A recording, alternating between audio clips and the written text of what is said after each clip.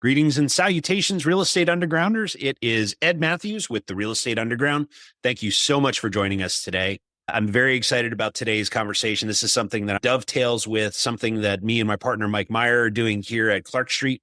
It's something I think you as the audience will certainly benefit from in terms of helping you grow your retirement. Damian Lupo, thank you so much for your time today. I'm grateful for the opportunity to speak with you, and it's good to see you. Hey, it's great to see you too. I'm really excited about this. When you were talking about just the show title, The Real Estate Underground, I was thinking about my podcast called Financial Underdogs, the FU show. And Right. there's always, whenever under is under in anything, it gets me excited. So I'm glad to be on the show. Awesome. Welcome. So for those folks, I think if you've been in this space, if you've been on Bigger Pockets or listened to their podcast or read any of their books or really look to invest into real estate using your retirement funds, your name has most likely come up at some point in those travels. But for those folks that don't know who you are, why don't you tell us all about you and your business? I'm the creator founder of the EQRP company. And basically it's a disruptor in the self-directed retirement space. It was imagined a decade ago to create a better way of taking 401k and IRA money and investing it in things like real estate and alternative assets outside of Wall Street. So it gives everybody a chance to do the things that they're already doing. Plus people that say, I want to invest in an apartment or physical gold or Bitcoin or manufacturing plant or a Jimmy John's, all those things that we're familiar with that we really haven't ever thought about until we get introduced into the self-directed space. EQRP was the brainchild of that idea. And it really stemmed from watching my parents retire broke, because they played by a system inside of the government, working in the military and the school system, bought a bunch of mutual funds. And then at the end of their working years, they said, wow, there's not a whole heck of a lot here. Most of their money went to fees into a system that's corrupt, that feeds on people. And so EQRP is meant to give people more freedom and less feeding on them by the matrix. I had grandparents who lived nearly the identical experience, and it taught me a valuable lesson as well. So let's start with this. There is EQRP, there's SDIRA. What's the difference? So EQRP is a type of a 401k, and it's a whole system. So it's an EQRP system. So IRAs are governed under Section 408, a little bit technical here in the code, the tax code, and 401ks are under 401k, like as they say. And there's different rules. You can contribute a lot less to an IRA. It's about 10 times less than an EQRP or a traditional 401k. And there's certain consequences of investing in certain things. It depends. I'm like, hey, I have a question. It depends. I'm like, great, here we go. With 401ks and IRAs, self-directed IRAs are the default because the industry is so big. It's basically built up on a lot of fees and a lot of marketing. And so when people leave a job, they go, I guess I could just keep it where it is, or I could take this money and roll it into a self-directed IRA, because they see a lot of advertising for those. And that's can be better than what they had, but there are limits. And the big differences are, especially in real estate, you can't totally control your self-directed IRA. You are not allowed to custody and hold that money. With a EQRP, you can actually be the one that writes the checks. You're in control. It's very private. It's protected. An IRA has different limits. You have to have a custodian driving the thing. And one of the biggest things, if you're like, I like real estate, I want to do real estate with my retirement money. The big problem with IRAs is, and here's the thing, real estate tends to have debt. That's one of the reasons we like real estate, because we can leverage it. When you have real estate and you buy a piece of it or all of it with an IRA, you trigger this debt tax called UBIT that can be up to 37% of your gains. That's a huge problem. Most IRAs do not talk about it. They say, we're not a tax advisor. They won't even tell you. And an EQRP is exempt from that. If somebody said, I want to invest $100,000 in an apartment or a rental house or whatever, and they did it with an IRA, and then that 100,000 literally turned into 200,000 over a period of time, they could literally be paying up to $37,000 in taxes in addition to whatever else they might pay. With an EQRP, the number would be zero. So it's crazy to think about why you would do it. And the reason people don't, they would do IRAs is because they don't know better. And that's probably one of the biggest ones, in addition to you can put a heck of a lot more money into it. And I think that's what hits home. People go, wow, I didn't realize there was a tax I was going to get hammered with, and I could actually avoid it completely with an EQRP. And so, sorry, I didn't mean to step on you earlier, but and that's all triggered by the debt component of the deal? Yeah. So typically with real estate, there is some type of debt. If you don't have debt, you don't trigger that. And then there's other things there's a whole pile of things and reasons that you'd want to use an EQRP over an IRA. One of the big ones is simply control. Personally, I don't like having somebody tell me what I can and can't do with my money. And I think I'm an adult. Most people are too. Nobody's going to care about your money more than you. I just don't like creating friction and putting other people in between you and your money. Right. Now, let's be fair. With some people, they probably should have somebody in between them and their money because they're going to go buy a Ferrari or do something dumb. And that actually does happen with people in their retirement money. Once they get a hold of it, they do things like that. The great thing though is that you have the ability to absolutely do deals and do things that you want to do. If you want to go buy physical gold or you want to go buy Bitcoin, you can do that. You can take custody of it. You cannot do any of that stuff with an IRA. You're Right. completely at the will and the whim of the custodian or the bureaucrat inside of a custodian that says what you can and can't do. Some 25-year-old kid that says, oh yeah, you can't do that. And then you're just stuck. So we get rid of all that friction, and people love that. So how did this come to be? It's something that I learned about a few years ago, actually listening to on a different podcast. But I'm curious how this all came into existence. Years ago, and I still have this company run by a team. It was a precious metals company selling gold and silver. And I noticed that there were some people that were voicing interest in buying metals, but all they had was retirement money. And so some of them started buying some silver, and primarily from the company, from my gold advisor, using their retirement account. And I said, that's very interesting. I bet you if I told more people about this, they would probably buy more metals. Then I realized there was nobody doing a really good job in this space. And they're really, the IRAs were not a great tool because you couldn't take custody of it. You had to put it in a depository or something. I saw a gap in the market. I saw subpar institutions and companies that weren't really providing the ongoing support and guidance and mentoring, and they weren't building communities. And I said, there's got to be something here that we could do that's way better, 10 times better, not incrementally better. Right. And so I said, all right, I'm going to build it. It's not there. The market is missing it. People want it. At least I presume they want it. And ultimately, thousands of people later, they definitely want it. So now they have the ability to get their EQRP and they can go buy metals. It's a fully integrated system where they can go buy the assets. They've got a team around them that's ongoing, supporting them, making sure they're in compliance, doing all the stuff every year that you have to do with the government. And we've built a community so people get to interact with each other. There is no other company that's out there that I'm aware of that does that. And even if they did, we have an amazing culture of connection. We just had here in Arizona, we just had 100 of our investors in one of our projects that came out, and that came primarily from the community that was built from EQRP. People got together and they're like, this is incredible that not only is this a place I can invest, but I get to connect with like-minded people. And so I think that means a lot today when we're so disconnected and broken apart as humans. Yeah. And one of the things I talk with a lot of, having spent 20 some odd years in tech world in Silicon Valley, I tend to know a lot of people in that space. And some of them, the folks that have been blessed to have gone through an IPO or two, are fine, right? This vehicle seems to be a pretty good opportunity to do. Can you talk about the limits in terms of what you can put away and how that works? Yeah. So there's a couple of things. One, it's new money that you're contributing. So if you have self-employed income or you have a business and you're an employee of your business, you can put over $60,000 a year away, depending on your income and how much money you're making. And then same thing with spouses and kids. We've seen many families that are putting away $250,000 a year with, family of 4. And that could be pre-tax or it could be Roth, which is very cool. When you do Roth, you're putting money in that is never going to be taxed as it grows or when you pull it out. So that's like the ultimate tax shelter.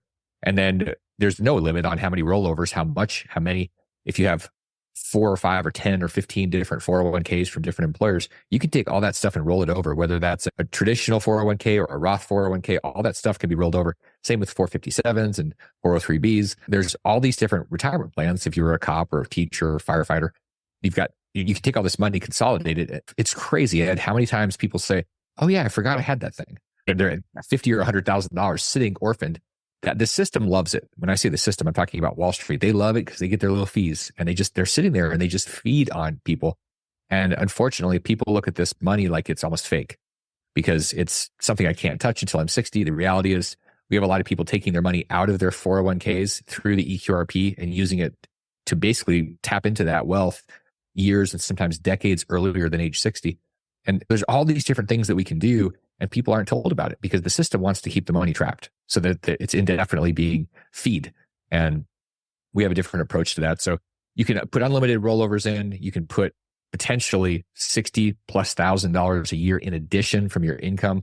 There's some people that'll do, it's a kind of a step up. If you're a high income earner, say you're a doctor or you have a business and you're making $500,000, $1 million a year, In those cases, there's defined benefit plans, which is like a pension plan you can create for yourself that we can set up so that you could put potentially $200,000-$300,000 a year in your EQRP 401k money. There's ways to put almost everything you make into these things.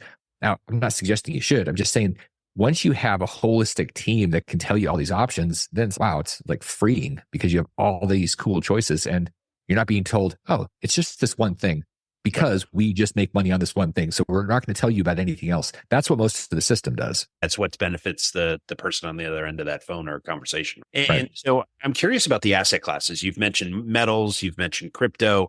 I know nothing about those things and I'm a real estate guy, but what are the asset classes that you can buy into with this type of product? Virtually anything that you can invest in with your regular dollars. That if you think about whether it's your friend's startup lawn care business, or it's a house, an apartment, a manufacturing plant, land. It could be cacao farms in Panama. It's really limitless. There's a few things that you can't do. And the IRS is interesting because the way that they run this system is they tell you what you can't do. They don't really tell you what you can do. And that's on purpose. They want to disqualify certain things and then leave it open to you to come up with whatever else you want to do.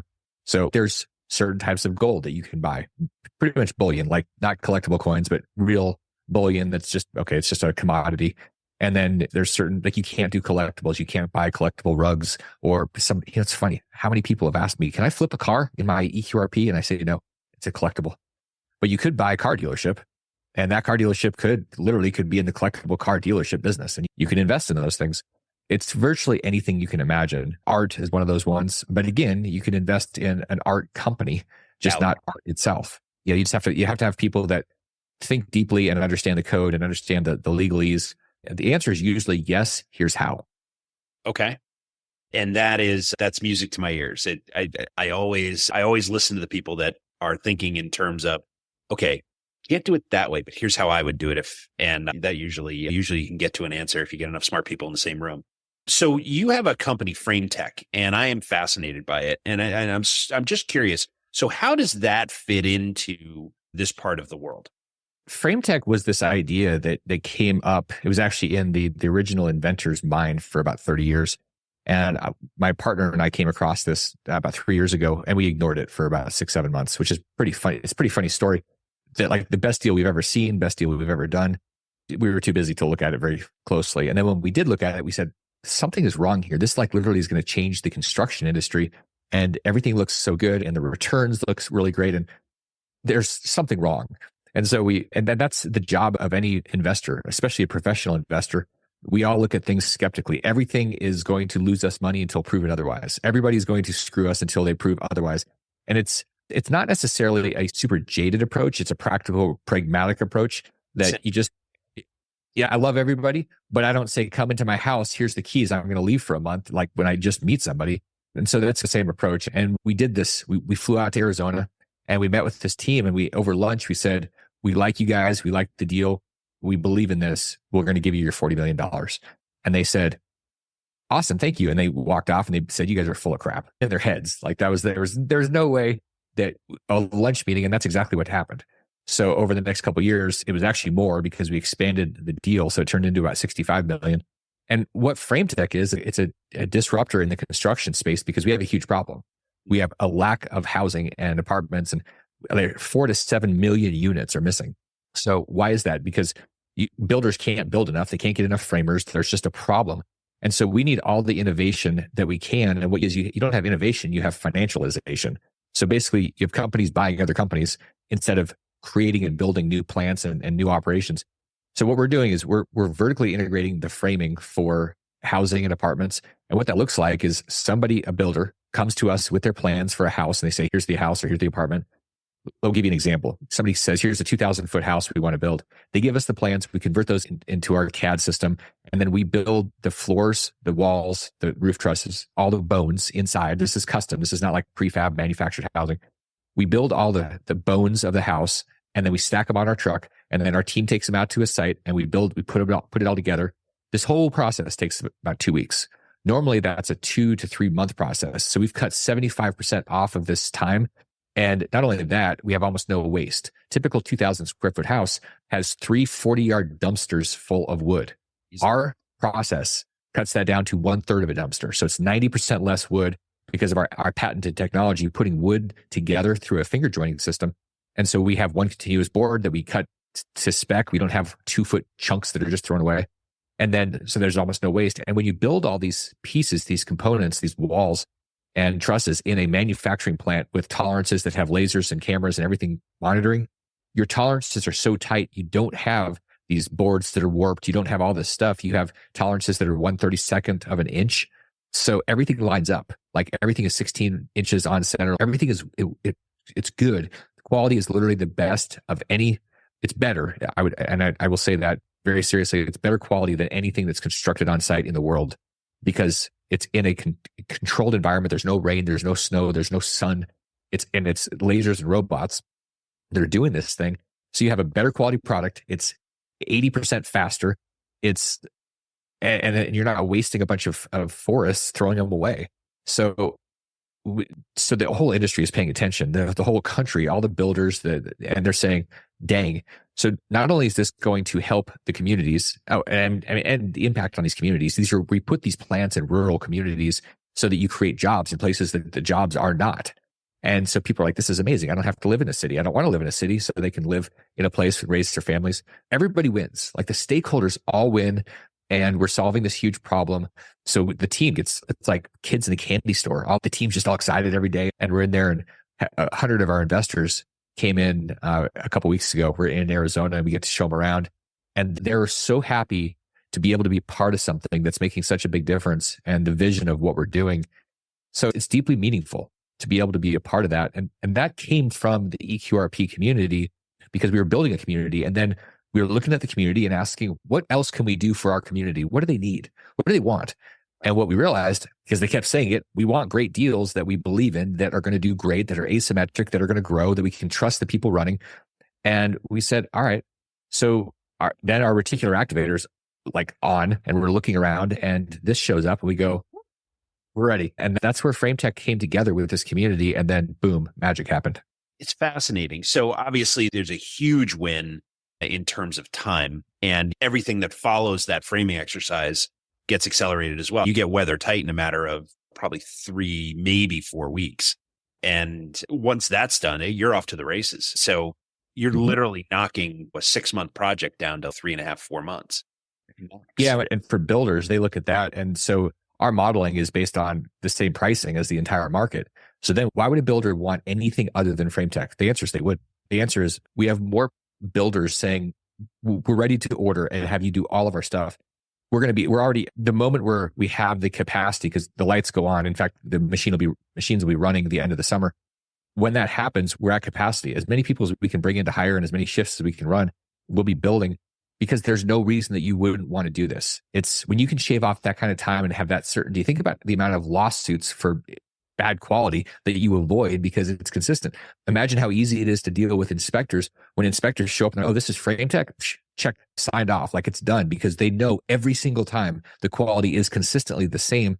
It's not, let's see what kind of mistakes and tweaks we have to find and things we have to fix.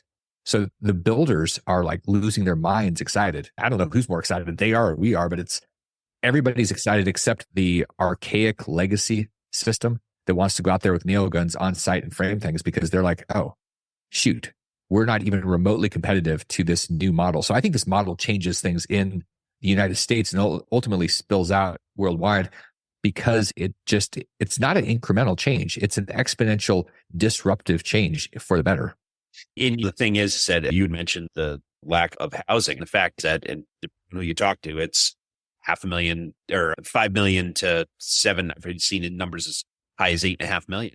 And the problem is that in 2008, when the Great Recession came, it killed so many general contracting businesses that never came back. They went off and opened subways and did other things. And so that dearth of capacity has never returned back to the market. And here in the state of Connecticut, our problem is far smaller, but last I checked, it was about 30,000 affordable housing units. That's just affordable housing units, short of where we need to be in 2030. And there's no way to close that gap. There aren't enough hands and feet to do it. Stay with us. We'll be right back. A motivated seller just filled out your web form. If you call back within 5 minutes, you're nearly 4 times more likely to get that seller appointment. But delay your follow-up by even just 10 minutes? Forget it. You're toast. Ella Vista Connect calls that lead back in 60 seconds, qualifies them, and schedules your meeting. Find out how much slow follow-up is costing you. Free calculator at ellavista.com/underground. No, that's a consistent problem. And so, outside of the politics of the immigration thing, we have millions more people here than we had a few years ago. All those people need housing. And so that's just a further pressure on the supply. We have more demand and we don't have supply growing. And so so people are like, the housing prices are crazy. We have to fix the problem of supply. If you fix supply, then you drive down pricing, it equalizes. Demand continues to go up and supply isn't going up.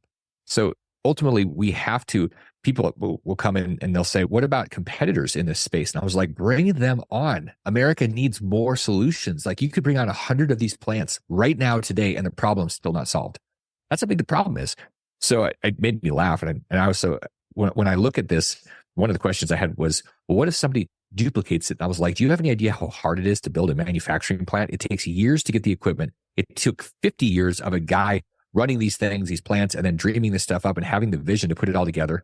I was like, if somebody wants to attempt it, there was a company that attempted it in California, spent close to $2 billion, a bunch of Google guys. So they had a bunch of money. They're like, oh, they had Google money, and they didn't have industry intelligence.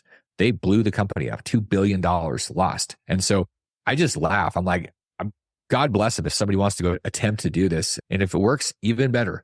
The reality is there's zero concern because we don't live in a scarce world. We live in an abundant world. This is not Malthusian economics. There's a zero-sum game. There's an unlimited opportunity. We're renewable resources and we're solving a big problem and we're coming together. So it's very synergistic, very cool to be in that space, not thinking, and we obviously have protected patents through the process. The reality though is we don't live in a space of fear. And I think when you're in that space, it keeps you very small. Agreed. Yeah, it is a big world out there. Even in my small part of the world, people are talking. I was just on an interview earlier this morning and they were saying, because I always tell people I'm a cheap cup of coffee, right? I'm a cheap date. I will buy you a cup of coffee and meet with you for half an hour, 90 minutes, whatever. And you can ask any question you want about real estate. And if I know the answer, I'll tell you. And if I don't, I probably know somebody that does. I'm happy to do it. And they're like, why do you do that? And I said, because I'm 12 years ahead of the person I'm sitting with. They're never going to catch me. By the time they get where I am, I'm going to be 12 years down the road. Good luck. I wish you best. It's a great philosophy. It's so interesting to hear people not wanting to share their stuff. And I was like, I'm going to innovate. Just like you said, I'm going to innovate. The teams are going to innovate. So if you catch us, you are literally it's years. You've already lost the years until that point. We've innovated and disrupted and grown and imagined. So it's really interesting. It's a lot of business has to do with philosophy and how you perceive the world and whether you think it's limited or it's not. It's funny how big of a deal that is in people's success, their happiness, their joy, overall significance in life. It's so true that you say that. And the fact is that there are plenty of people out there, when you see someone succeed, most of the time, I'm happy for them. Good on you and fantastic. And let me learn from you. How'd you do it? Whereas occasionally you run into people that are a little bit green with envy. And it's funny that the ones that tend to want to learn from you tend to be more successful than the ones that are not feeling great about who they are when they see you succeed. Yeah, it's funny. A lot of this comes back to self-esteem, and it's really, most of our problems are just baked up ideas. They're really not even true, but we've made them true. We've decided that they're true. And what's the outcome? What do you do with all this? Probably therapy. The reality is a lot of stuff in life. I think about that in 2008, I lost a $25 million chunk. So it took me from 20 million to -5 and I lost everything. My life was a country song. So I probably should have sold it to Nashville. The house, the car, the girl, the dog, that all went away. And so it was interesting going through that process, because on the other side of it, a couple of years later, when I acknowledged, okay, there was a problem, I couldn't just ignore it anymore. I went and spent a couple of years in therapy with a therapist coach. And really, we spent 2 years asking one question: what is true? And I think that is the ultimate question. That's what my book Reinvented Life was based on, that question: what is true? When you dig into that, you can solve your problem. I happen to agree with the title of the Netflix Tony Robbins show, I Am Not Your Guru. Yes. You know who your guru is? You. Like, you have it inside. And so the job of anybody else, a great coach, mentor, is somebody that asks great questions, because they pull it out of you and they allow you to explore what you know. Deep down, we know these answers. Technical stuff, yeah, we can learn that from people, but the thing that we should do, not the thing that we can, that how to do it, but the thing that we should do, we know what that is if we actually got to the truth and we got past all the fears and the anxiety and the depression and everything else. So the guru-ness is really interesting because it's really inside. I was at a conference a month and a half ago, and I saw this gentleman. His name's Tom Bilyeu. He's got a fantastic podcast as well. Actually, he has several podcasts with his partner. And one of the things, he said two things, he did the classic, hey, if you're going to remember anything, remember these two things. And I did, and because they're profound. The first one he said was that the human experience, your ability to see, your ability to hear, specifically sight, he said 0.00359% of the electromagnetic spectrum. In other words, light, right? And how you perceive it is how you perceive it. But there is so much going on, 99+% of what is going on in this world that you have no ability to see or experience. So that was the first thing. Second thing he said was, you need to understand that you are in the middle of a biological experience. And what he meant by that, and it had a unexpectedly profound impact on the way I see things, because it lined up with something that I too, having been in therapy, it lined directly up with what I had been talking with my business coach and therapist about for years. And that is that the good, the bad, everything that occurs to you, that feeling of anxiety, that feeling of excitedness, that feeling of empathy, sadness, depression, whatever it is, all it is chemicals firing off in your brain based on what you are perceiving, what you're hearing, what you're seeing. None of it's real, right? Because the fact is, you couldn't possibly know all the factors that have gone into the current circumstance that you're in. And the moment I realized and I connected those dots, sitting here watching this guy I'd never seen before, never even heard of him before, that when something really good happens or when something really bad happens, allow the chemical reaction to occur, experience it. It's important to experience those things, but then understand that you can't possibly understand what's all of everything that's happening or what's about to happen, and catastrophizing it makes absolutely no sense whatsoever, intellectually, logically, right? You let that pass, take a deep breath, work the problem, work the opportunity, and somehow it tends to work out. It's going to be okay. It's the same philosophy around, my grandfather always used to talk about, is it a big deal now? Is it a big deal in 10 minutes? Is it a big deal in a year? Is it a big deal in 5 years? And the same kind of concept, right? How big a problem is this? And it's just interesting that when you finally break it down and realize that our caveman brains work a very specific way and they all work the same way, we're not unique in that respect. It makes working the problems and becoming unstoppable, which was Tom's premise, becomes a lot more manageable for sure. Yeah, I love that. I was thinking about this, having a conversation this morning and about problems, that if somebody asks you right now, and because you're bitching about something that's a problem in your mind, the reality is you don't have a problem right now. You have a projection of something, and there's this anxiety about the future. The reality is you don't have a problem. If you're sitting here, you're not having a heart attack. You might be worried about a heart attack. You might be worried about your money, but the reality is, what's the impact on that thing right now? Are you starving? Most people that think that they have a problem they don't have a problem right now. They have a fear of something happening. And it's interesting when you stay in that, one of the greatest tools ever, everybody should be thinking about this and remembering this. And then when they start getting panicky, when you're doing something, you can't think about something else when you're doing the thing. If you're focusing on the thing, if you're actually in motion, and human beings are meant to be in motion. When I'm teaching martial arts, when I'm out on the dojo and I'm moving and I'm present, so this comes to present. We are very not present in society anymore. We're just constantly chasing things and looking to things and being depressed about the past. Our phones are just throwing us off. And when you're in motion, it's like when you look at special forces teams, they're not thinking, they're not in their head, they're not worried about getting shot. They're literally they're executing. When you get in the habit of executing, which is being in motion, you truly can't be in the space of fear at the same time as the motion. That doesn't work. We can't. It's like people saying, so I can chew gum and walk. I'm like, you're not consciously thinking about chewing gum. You're probably not even consciously thinking about walking. So you're thinking about something else. These two things are happening unconscious, like breathing. And so I always encourage people to take action, get motion happening, because It doesn't matter what you do. And you go, what if I make a mistake? Cool. And then you're going to learn from something, and then you're going to take more action. It doesn't make any difference. There's this concern that we have, and it's baked into us for millions of years, that if we make a mistake, something in the bushes is going to eat us. And I grew up in Alaska, and I worked in Prudhoe Bay in the Arctic Circle. And when I went outside, there were literally polar bears out there. When I was taking the trash out, if I didn't pay attention, if I wasn't present, they would eat me. So I go, are you working in the Arctic Circle? Do you have polar bears? And they say no. And I say, then what are you worried about being eaten for? And they're like, I'm not worried about being eaten. I'm like, yes, you are. You're literally frozen in fear.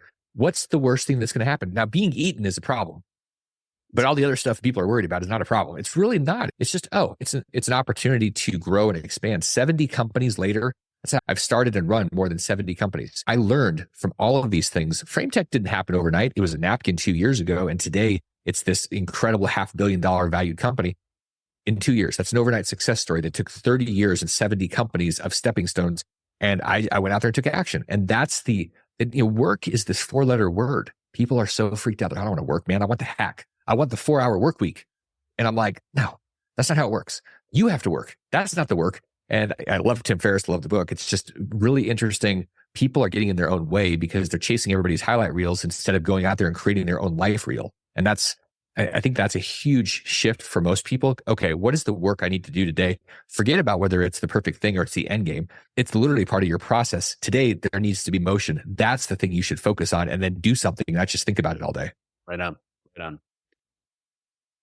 I could go on for days talking about this stuff. So I appreciate it. So let's get to the final 4, and then we'll start to land this plane. First one I ask is, I want you to finish this sentence. My purpose is freedom for more people. I love that. Yeah. On your website, it talks about how your plan is to affect the lives of 3 million people. Is that? It's a million people's financial shackles broken. So we're breaking the financial bondage of 1 million people. That's the first step. Wow. Fantastic. I'm always interested in when I've been blessed with amazing mentors and coaches, and I'm curious about the folks that have affected your life and giving you advice. What is the best advice you ever got, and who gave it to you? I heard a couple of people said, I don't know where it originated, but it was a mentor that said you can't fix a lie. So you got to tell the truth to yourself, and when you're in the truth, you can do something with it. But if you're in a lie, you're dead. And so it's the first thing is we have to stop lying to ourselves, and that's probably biblical. Like ultimately, a lot of stuff just goes back, and there was a source, the origin source, and it wasn't from the current guru of the month or the current influencer on Facebook. It was literally something that was pulled, and it went through 50 different people in different generations. But that is a core thing. You cannot fix a lie. Right.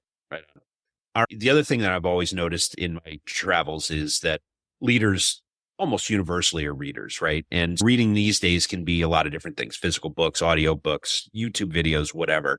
I'm curious how you consume information. And also, I'm really interested in who you're paying attention to from an author or creator perspective.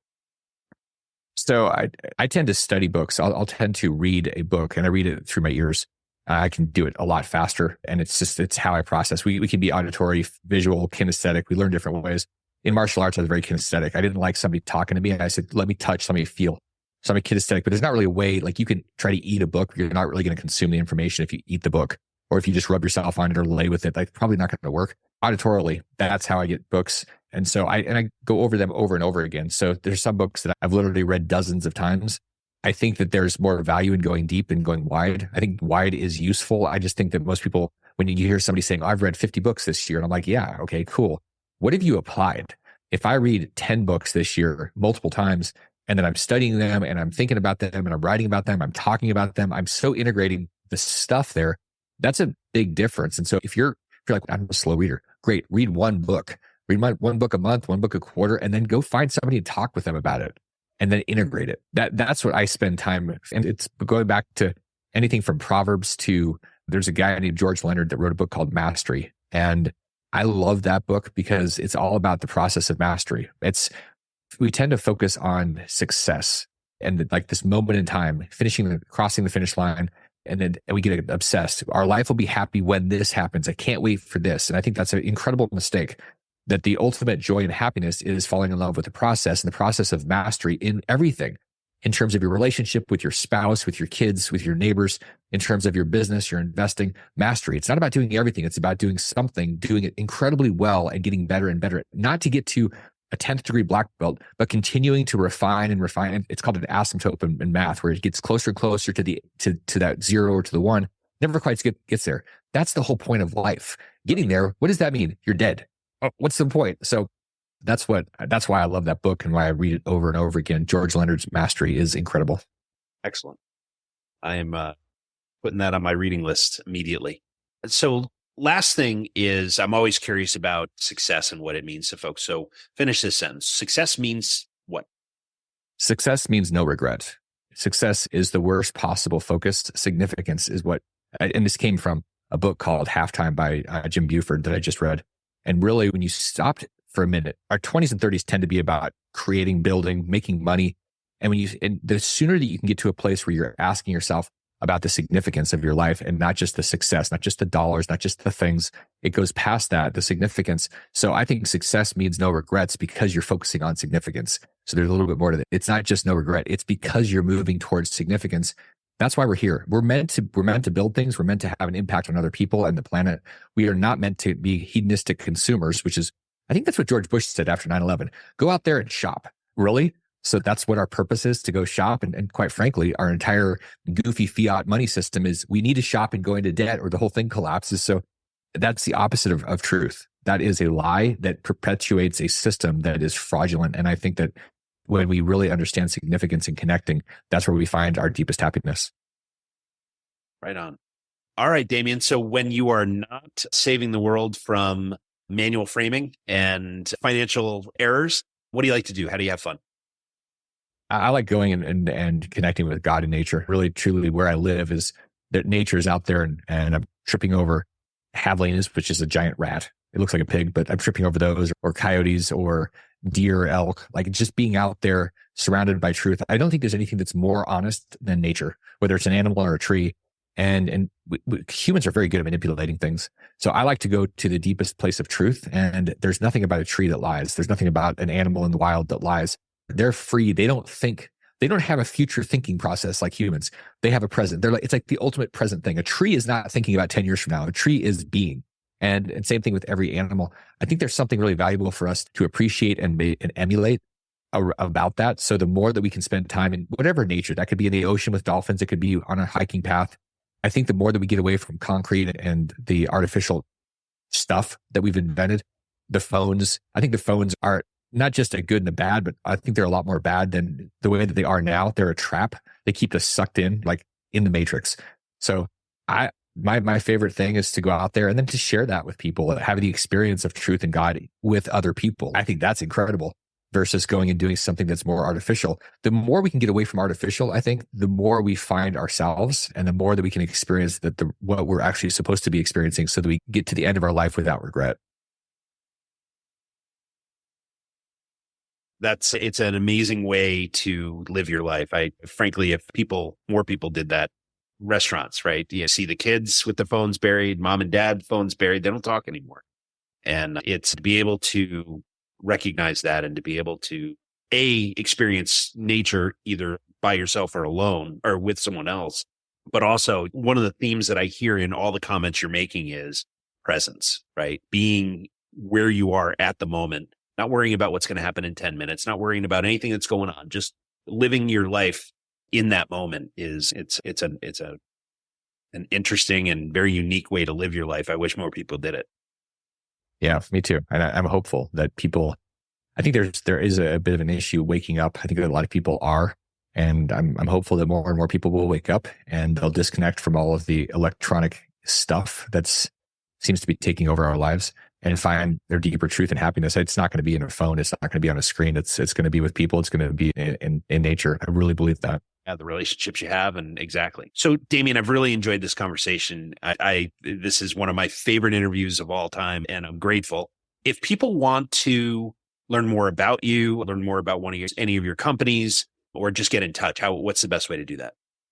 So if you're curious, you're like, I'm curious about how would I use my retirement stuff? Go to EQRP.com and learn more. And if you're like, I want to understand what the heck you're doing, disrupting the construction industry, Frametech is a really interesting thing to use both as a place to learn and potentially a place maybe you invest in it. Maybe you say, this is how I want my investments to look. And so use it as a tool. Frametech, frametech.com.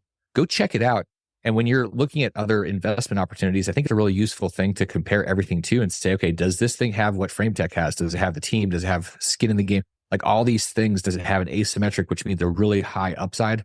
Are all those things there? And go explore those. And if you're like, hey man, I just want to talk to you, man, you can hear me more on Financial Underdogs. You can reach me on LinkedIn. I'm breaking every rule around interviews, giving you too many things to do and whatever with you. And if you're like, I just want to connect with you, cool. Find me on LinkedIn and send me an actual real message. I love those. What I hate is the canned crapper sends me the same thing they sent to 100 other people. Then they go, oh, look, I see you're doing Frametech. Tell me more. And I'm like, oh, you're wasting my time. I'm very interested in people. I really like connecting with people that are just open. They're curious and they're real. That's why I'm doing this. I'm not doing this because for more money. There comes a point where money is it's a thing. It's a measuring tool, but it doesn't change my life. What changes my life are people. Exactly. Enough is a real thing. So Damian Lupo, thank you so much. Like I said, I've really enjoyed our conversation and I look forward to learning more about Frametech myself. Sounds good. Thanks, Ed. Appreciate you. This has been the Real Estate Underground. Don't forget to subscribe. It helps us grow. Until next time, Undergrounders, remember your real estate journey begins with a simple step forward. Now get to it. Bye for now.